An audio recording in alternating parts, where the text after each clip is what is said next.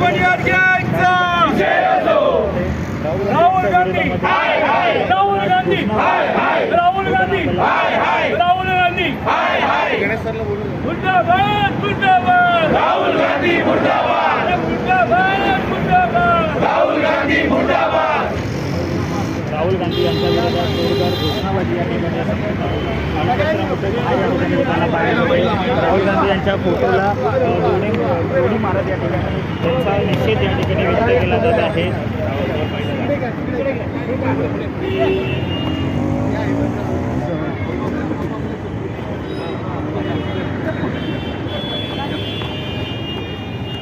एक मिनिट.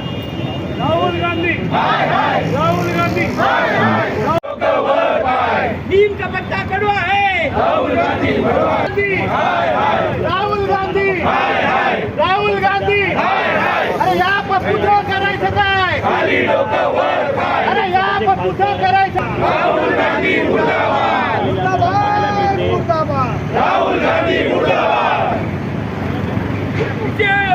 निषेध असो राहुल गांधी का निषेध असो अरे निषेध असो राहुल गांधी का निषेध असो राहुल गांधी राहुल गांधी संदर्भात अनेक ठिकाणी घोषणाबाजी सुरू आहे. तुम्ही देखील या ठिकाणी आंदोलन कसं बघता याकडे? राहुल गांधी यांच्या नेतृत्वाखाली काँग्रेस पक्ष देशाच्या प्रगतीच्या विरोधात वागत आहे. राहुल गांधी स्वतः देशाच्या बाहेर देशामध्ये देशाच्या विरोधात वक्तव्य करणं, देशाच्या पंतप्रधानांच्या विरोधात वक्तव्य करणं आणि देशाच्या प्रगतीच्या विरोधात वागणं अशा पद्धतीची वृत्ती काँग्रेसची सुरू आहे. आणि याकरता राहुल गांधी यांना जोडे मारण्याचा कार्यक्रम या ठिकाणी शिवसेना ठाणे जिल्हा शाखेतर्फे या ठिकाणी आम्ही घेतला होता. जगभरातून AIची कॉन्फरन्स दिल्ली येथे होते. देशाची प्रगती त्या ठिकाणी लोकांसमोर आपण आणतोय. देशभरातील प्रतिनिधी आपल्या देशाची प्रगती AI टेक्नॉलॉजी पाहायला आलेले आहेत. त्यांच्या टेक्नॉलॉजीचं प्रदर्शन त्या ठिकाणी करायला आलेले आहे. हा देशाचा सन्मान आहे. परंतु राहुल गांधी यांच्या नेतृत्वाखाली युवक काँग्रेसचे पदाधिकारी त्या ठिकाणी चड्डी बनियांवरती निषेध करतात आपल्या देशाचा. हा देशाचा अपमान आहे आणि देशविरोधक देशघातक अशा ह्या कारवाया आहेत. आमची मागणी आहे देशद्रोहाचा गुन्हा या सगळ्या लोकांवर दाखल करावा आणि त्याचबरोबर राहुल गांधी यांच्यावर सुद्धा देशद्रोहाचा गुन्हा दाखल करावा. देशविरोधी कारवाया त्या ठिकाणी ते करतायत. पाकिस्तानची भाषा बोलतायत.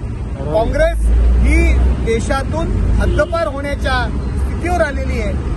त्याकडे लक्ष न देता केवळ नरेंद्र मोदी यांची बदनामी करणे, देशाची बदनामी करणे हे राहुल गांधीचं काम चाललेलं आहे. त्याचा निषेध या ठिकाणी आम्ही केलेला आहे. आज देखील भिवंडीमध्ये राहुल गांधी होते आणि RSSच्या संदर्भात त्यांनी वक्तव्य केलं त्याचा देखील निषेध आज या ठिकाणी. हे बघा, राष्ट्रीय स्वयंसेवक संघ या देशामध्ये खूप चांगलं काम करतोय.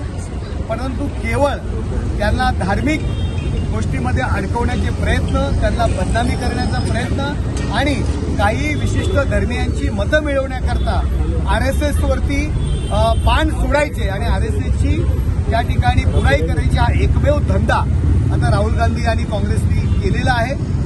त्यामुळे त्यांचा निषेध करणं गरजेचं आहे. काय वाटतं कशा प्रकारची कारवाई झाली पाहिजे? देशद्रोहाचा गुन्हा दाखल करणं गरजेचं आहे आणि राहुल गांधी यांची खासदारकी सुद्धा रद्द करणं गरजेचं आहे.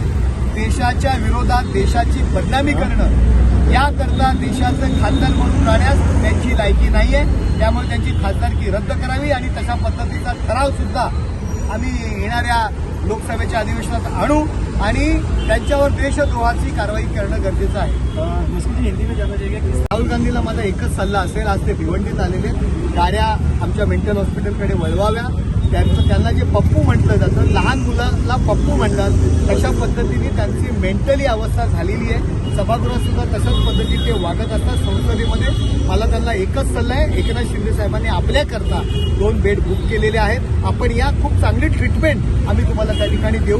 10-15 दिवसात आपण खूप चांगले व्हाल, जेणेकरून काँग्रेस पक्षाचं औषधालाही उरलेलं नाही तो थोड्याफार प्रमाणात या देशामध्ये करेल.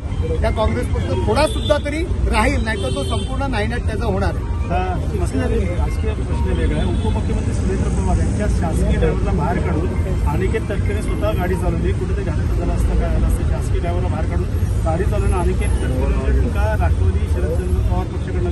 हे बघा, असं बऱ्याचदा होतं की आपला एखादा नेता आला तर एखादा पदाधिकारी असेल, आमदार असेल, खासदार असेल, त्या ठिकाणचा लोकल माणूस असेल, त्याची इच्छा असते की आपल्या नेत्याला मी स्वतः ड्रायव्हिंग करावी. तशा पद्धतीने जर अनिकेतने केले असेल तर मला वाटतं त्याच्यावर टीका करण्याची गरज नाही. देखो, राहुल गांधी के जो तेवर है वो देश के खिलाफ है, देश के जो प्रगति हो रही है उसके खिलाफ है. देश की बदनामी करना यही राहुल गांधी का एकमेव धंधा है. उनका जनाधार हट गया है, लेकिन ऐसे कुछ भी गलत बर्ताव करके लोगों का ध्यान अपनी तरफ खींचने के लिए ये सब चालू है.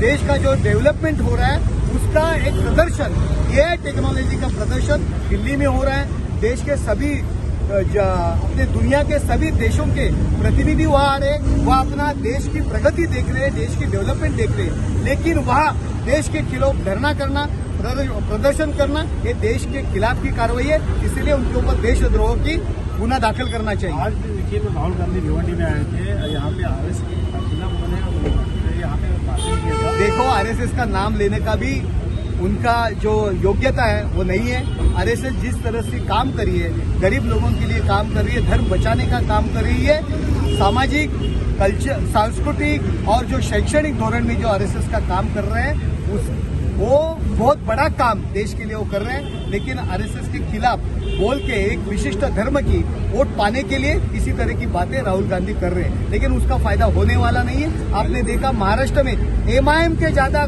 कॉर्पोरेटर चुन के आए, लेकिन कांग्रेस के नहीं आए. उसका उनको फायदा होने वाला नहीं है. सिर्फ लोगों का ध्यान अपनी तरफ आकर्षित करने के लिए राहुल गांधी इसी तरह की बातें कर रहे हैं. क्या सलाह होगी राहुल गांधी को मुझे यही सलाह देने की है. आपको पप्पू कहते हैं, आपकी जो दिमाग है, जो पप्पू जैसा लाल छोटा बच्चों जैसा जो चल रहा है, उसमें सुझाव हमारे थाना में मेंटल हॉस्पिटल में आओ. हम आपका लिए बेड बुक करते हैं, डॉक्टर बुक करते हैं, एक 10-12 दिन की ट्रीटमेंट लो. आपका जो मेंटली बैलेंस जो बिगड़ गया है वो अच्छी सही तरह से होगी. थाना में जो मेंटल हॉस्पिटल उसमें हम आपको एडमिट करेंगे. राहुल गांधी